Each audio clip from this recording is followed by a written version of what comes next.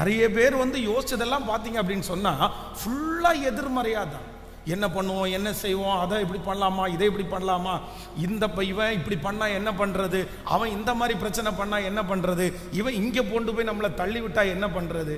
அவன் தள்ளியே விடலை, அவன் இன்னும் அந்த மாதிரி பிரச்சனைக்கு போகவே இல்லை. நம்முடைய யோசனைகள் எல்லாம் இப்படி தான் இருக்குது. ஆனால் அந்த யோசனை அப்படி இருக்கக்கூடாது. அதற்கு மாறாக காலையிலிருந்து திரும்ப படுக்க போகிற வரைக்கும் என்னுடைய இருதயத்தில், என்னுடைய சிந்தனையில் என்ன யோசிக்கணும் அப்படின்னு சொன்னா, உண்மை உள்ளவைகள் எவைகளோ, கர்த்தரை குறிச்சு, அவருடைய வார்த்தையை குறிச்சு, தரிசனத்தை குறிச்சு, உயர்வை குறிச்சு, என் மீட்பருடைய அற்புதத்தை குறிச்சு, பிரதர் நீங்க யோசிக்க ஆரம்பிச்சிருங்க, சிஸ்டர் யோசிக்க ஆரம்பிச்சிருங்க.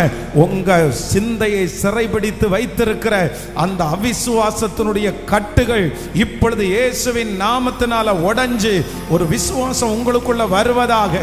உங்க சிந்தனையை சீர்படுத்தி அப்படியே சிறைப்படுத்தி வைத்திருக்கிற அந்த சத்துருடைய வல்லமைகள் இப்பொழுது எடுக்கப்படுவதாக.